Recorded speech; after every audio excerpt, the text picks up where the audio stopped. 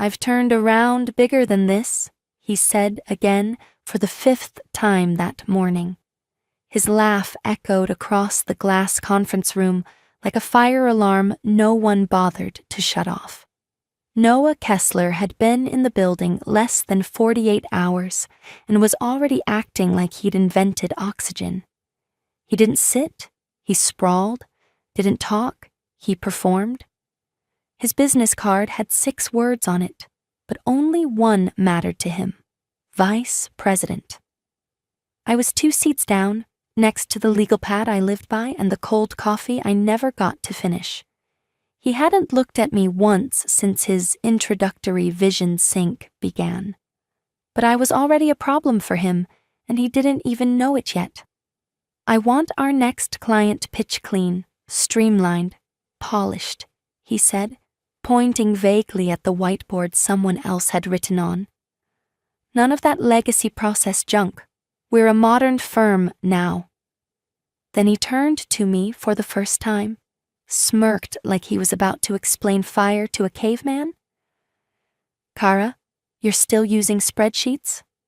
I smiled back, quietly, flatly, the kind of smile that says, you're not worth the air I'd waste arguing. I didn't correct him, didn't mention the automated compliance monitoring I built from scratch, didn't mention that the clause library he just insulted was the only reason our biggest contract hadn't expired last quarter. That's the thing about men like Noah. They think silence means approval, or worse, weakness. But silence isn't empty.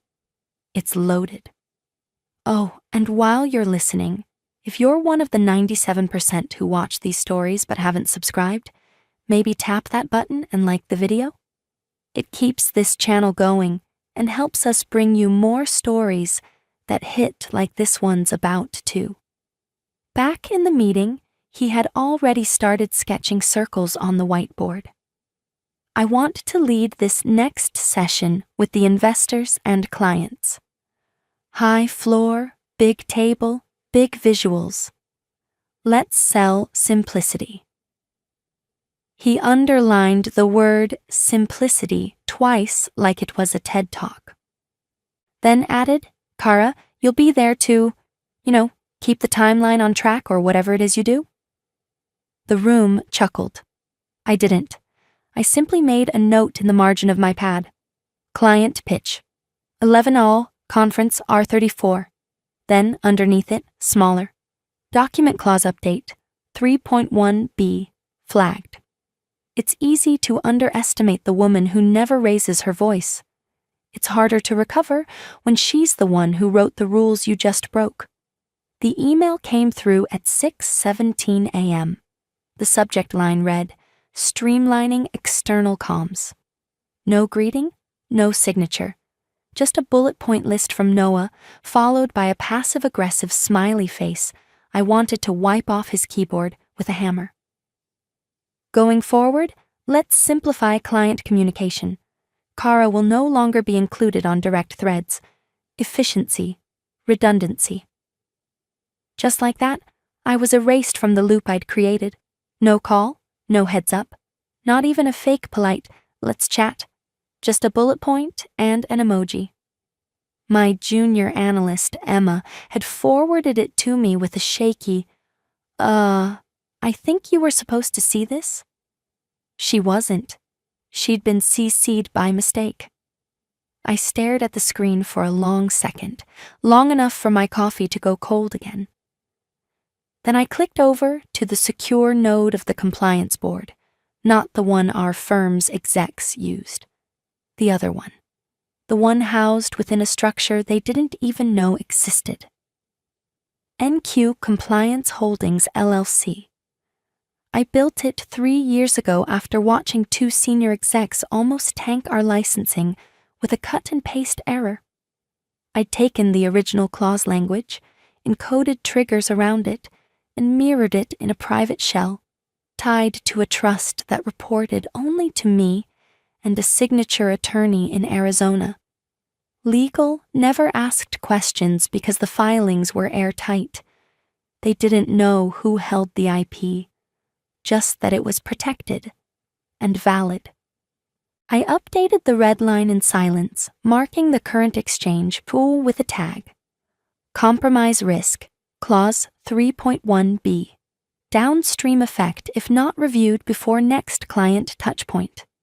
Then I stared at Noah's calendar, already littered with client vision mapping sessions and ops reset roundtables.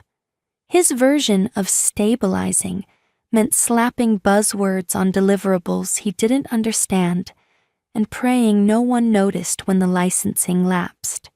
The thing about government-backed contracts is they don't yell when something's wrong. They log. They timestamp.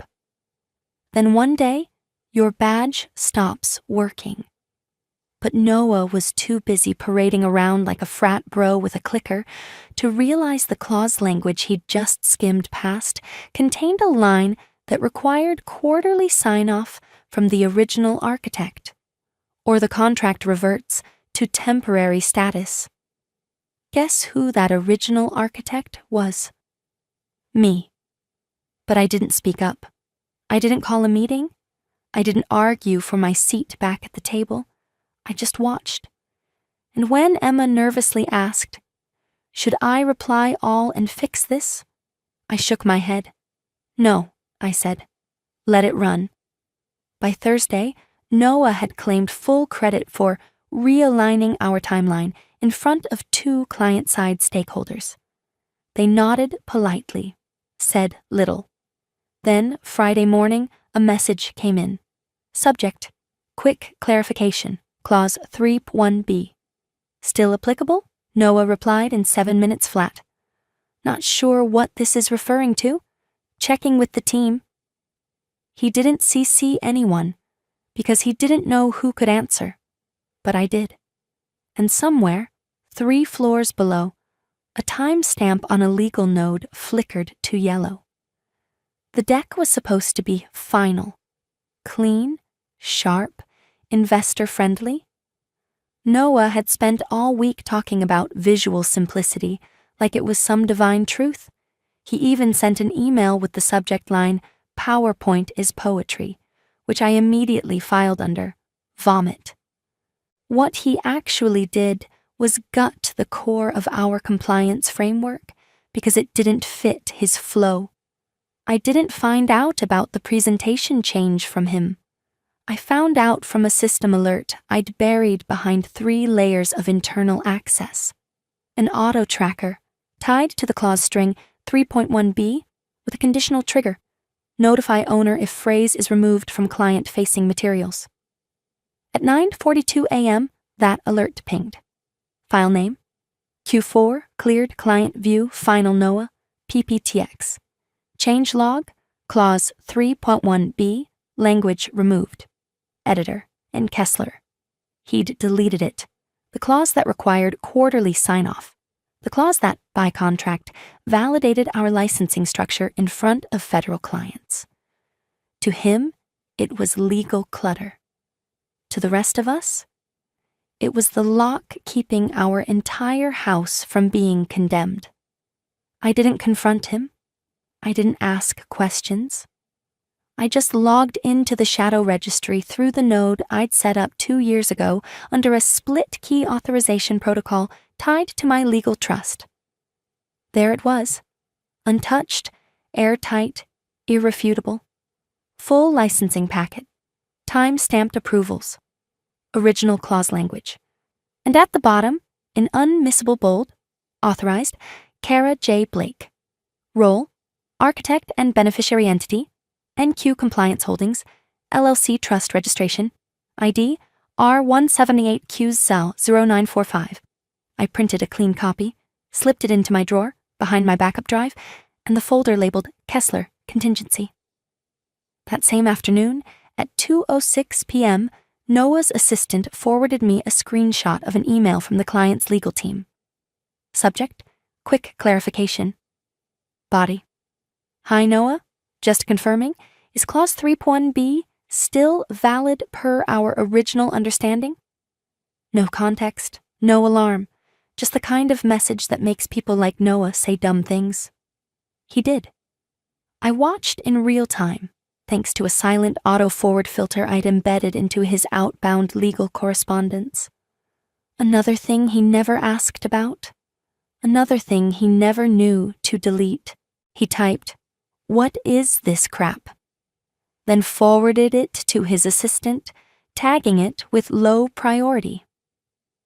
That phrase, low priority, triggered another alert. This time, I didn't just log it, I printed it. Because when a client's lead counsel asks about a contract clause, and your VP of strategy doesn't even know what it means, that's not just negligence, that's exposure. And exposure is leverage. I didn't need to be on the thread to answer their question. The real answer was already sitting in a locked drawer in my office, with my name at the bottom of it. Not Kara from Ops. Not the admin. Kara J. Blake, architect of the thing Noah was about to burn to the ground for aesthetics. Now I wasn't just watching, I was waiting.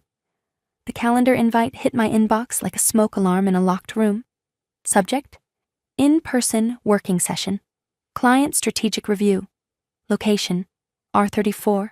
Executive conference suite. Time: Friday, 10:00 a.m. That room was never used unless something was already smoldering.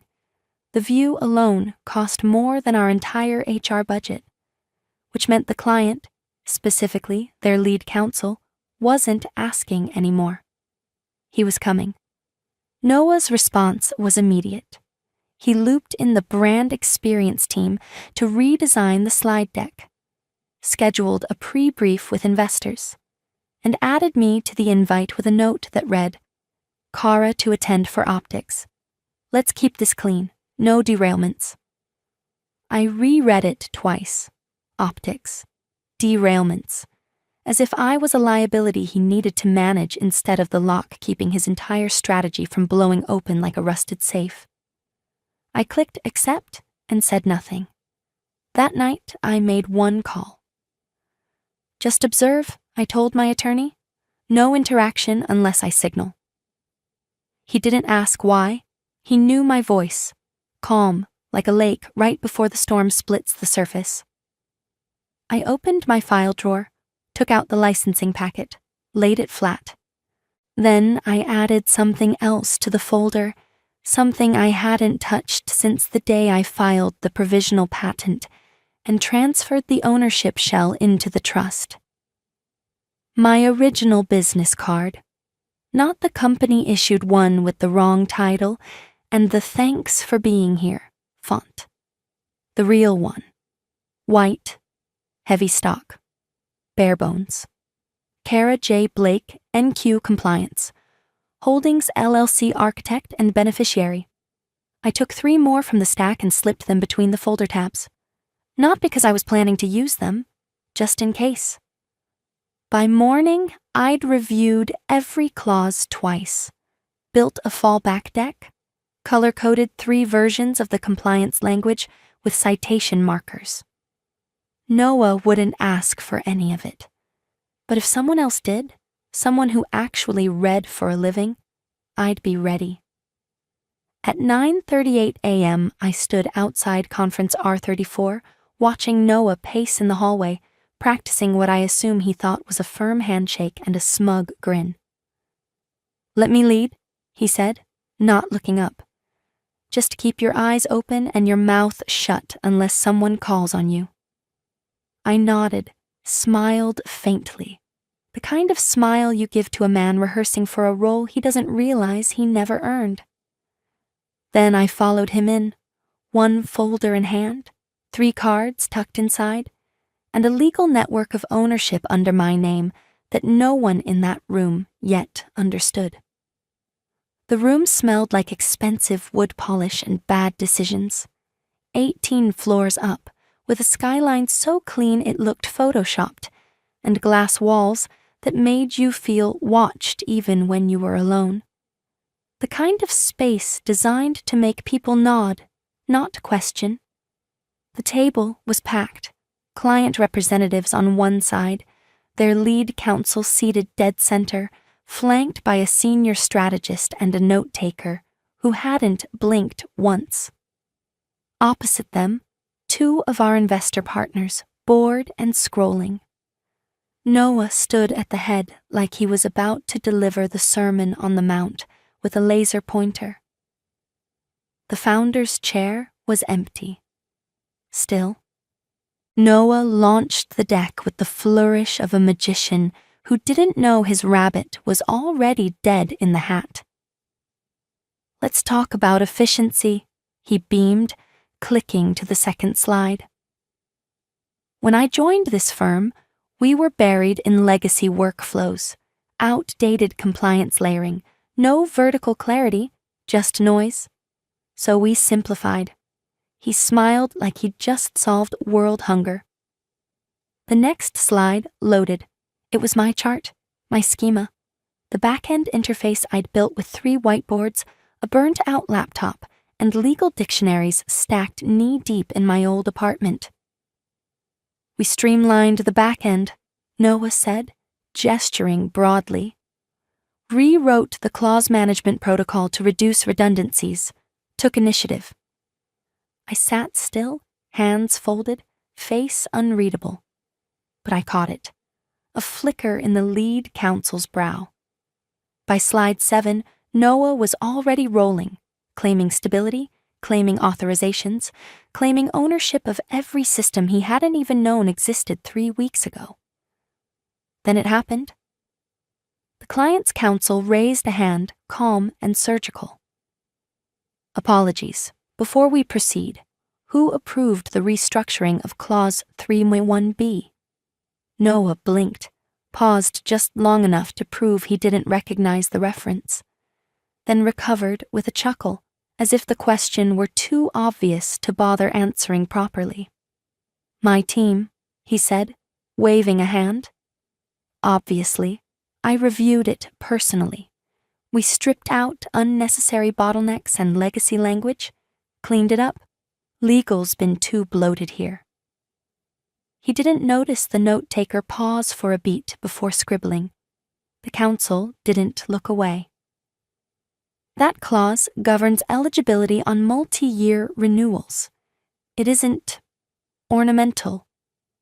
Noah smiled wider, like a man who doesn't realize the building is on fire and thinks the heat is applause.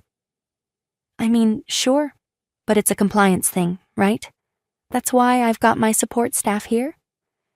He gestured vaguely in my direction, as if I were the ficus in the corner.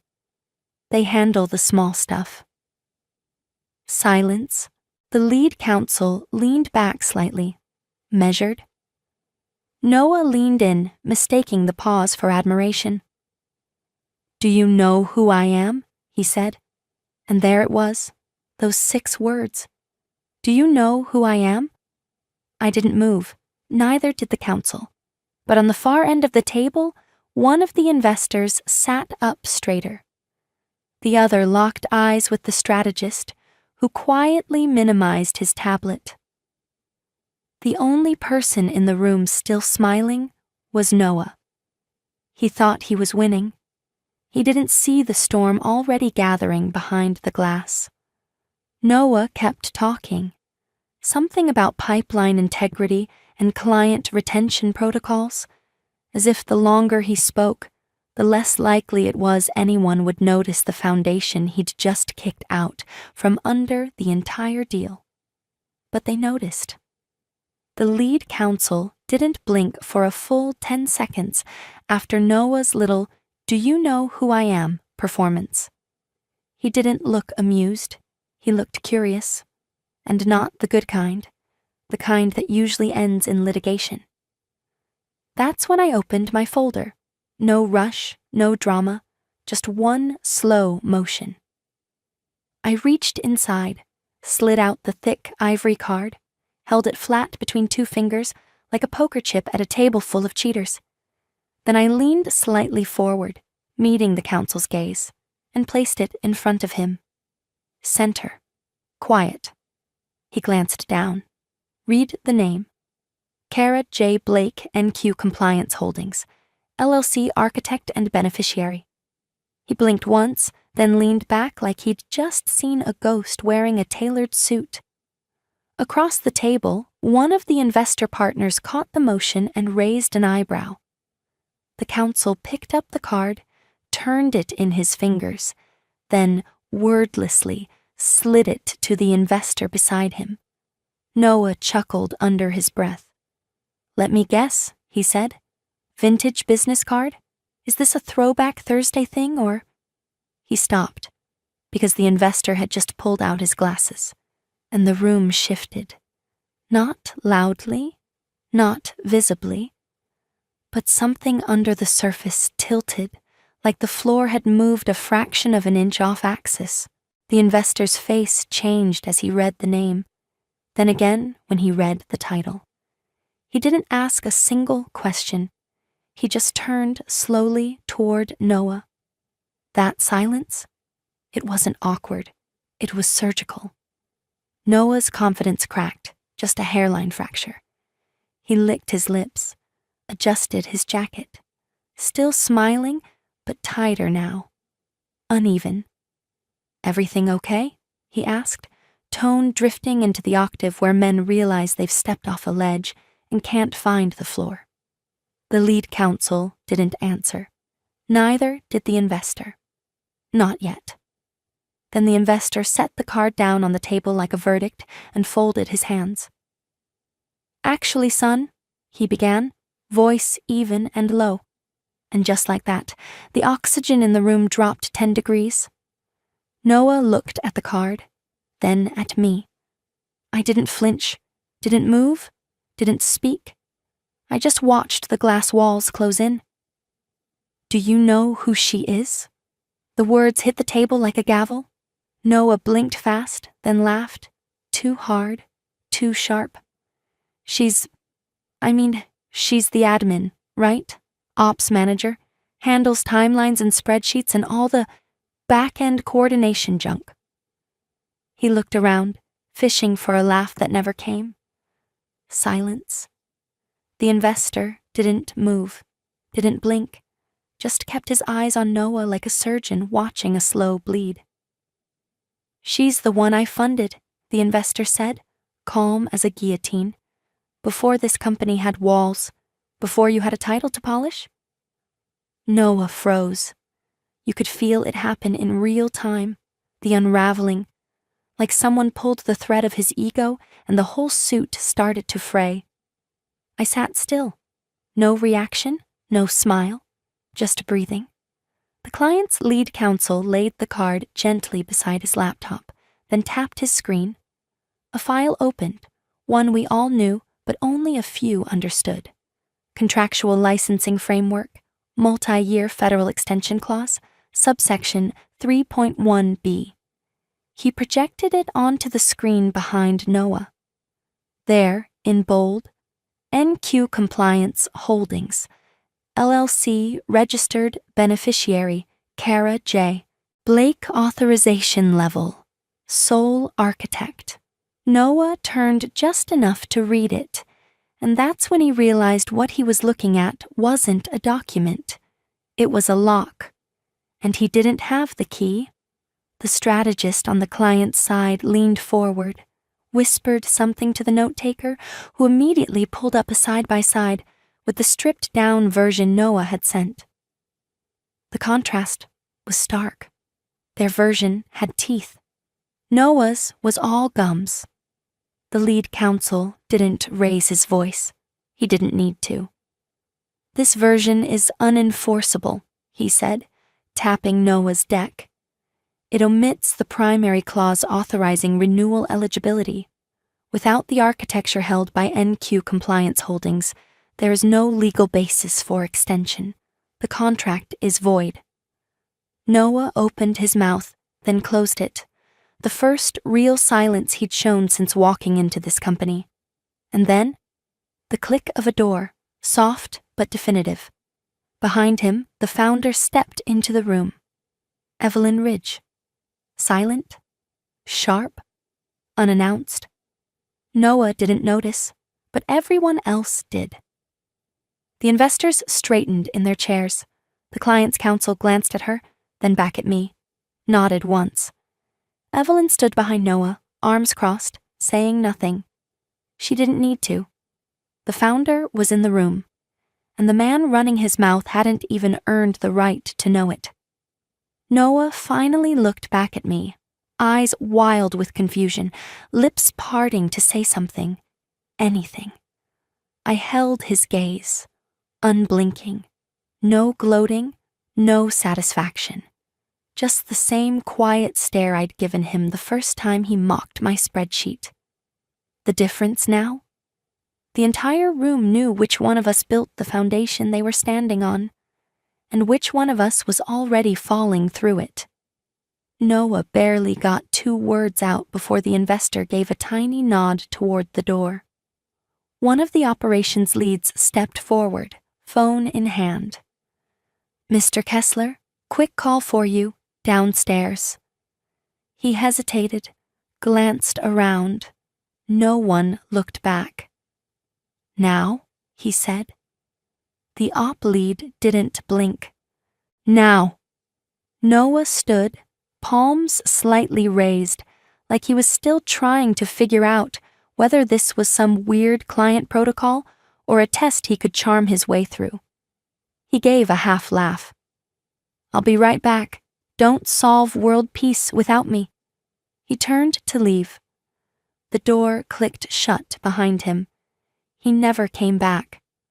The screen behind me still showed the clause registry, my name sitting bold at the bottom. Someone had finally muted the deck Noah was using. The client's counsel leaned back in his chair, satisfied. Investors were already murmuring next steps. A quiet hum filled the room, one of recalibration, not recovery, because no one was scrambling. They were adjusting. The damage had been isolated, the infection removed, and the original structure, the real structure, had revealed itself without a word of protest. Because it had never been lost, just ignored. I stood, collected my folder, closed it. Evelyn moved toward me slowly, the founder's gait, unhurried, purposeful. She didn't offer pleasantries, no hollow apology, just stood beside me as the room subtly began to revolve again, this time around a different center. "Thank you," she said, low and even, "for holding the line." That was all. That was enough. I nodded once. "Wouldn't have built it if I didn't plan to protect it." She gave the faintest smile, then turned to speak quietly with legal. The investor approached next. He looked older now than when I last saw him, when he wrote the first check that bought us 3 folding chairs and a whiteboard in a garage with no heat. "I should have known," he said, taking my hand. "You'd stay close." "I always do," I said. "I just stopped wearing the badge." He nodded, then walked off, already flipping open a notepad, barking a soft instruction to one of his partners. By noon, the internal notice hit inboxes across the company. Strategic Operations Division. Under restructure compliance. Oversight. Effective immediately, new lead. Appointed Cara J. Blake, Head of Compliance Architecture and Licensing Strategy. Not Ops. Not Admin. Not Support. Full name. Full role. No more LLC shells. No more signatures on someone else's stationery. This wasn't about spotlight. Never had been. It was about ensuring no one could ever erase me from my own creation again. By the time I returned to my desk, a dozen unopened Slack messages were blinking at me. HR requests, access clearances, quiet congratulations from people who'd never once looked me in the eye in meetings. I didn't answer them. I opened a new folder, labeled it Control Pathway Reset. Then I deleted every copy of my old business card from the server. From now on, they wouldn't need a card to know who I was. They'd have to ask permission. The glass still had fingerprints from the last round of execs who thought they ran the place. I stepped into the boardroom, quiet now, hollow in the way only power can be when it changes hands. The sun poured in through the west-facing wall, catching the new lettering etched into the glass like it had always been there. J. Blake Compliance and Strategy Center. Not a division, not a corner office, a center. The whiteboard hadn't been touched since the fallout. It still held the fraying remains of Noah's red marker flowchart and a half-erased clause header, barely legible. 3.1b. Renewal. Architect sign-off required. I stood in front of it for a second. Not nostalgic, just aware. The way you glance at old scaffolding before tearing it down for steel. I picked up a marker, the good kind, not the dried-out ones they left for junior staff. One stroke at a time, I wiped the chaos clean. Then I rewrote the clause. Tighter, clearer, bulletproof. No signature required. Just one directive. Validated through J. Blake Registry, perpetual control path. I capped the marker and stepped back. Behind me, the door opened gently. A junior analyst, wide-eyed, unsure, hovered in the doorway, tablet in hand. "You're needed in Studio 4, she said. "The founder wants to loop you in on expansion." I nodded, picked up my folder, the same one I'd carried into R34. Only now it wasn't a shield, it was a blueprint. "Coming," I said. She waited for me to step out first, and as I passed through the glass threshold, past the plaque, past the room where I'd once been invisible, I didn't look back. I didn't need to. They never knew what kept the lights on. Now they ask before flipping a switch.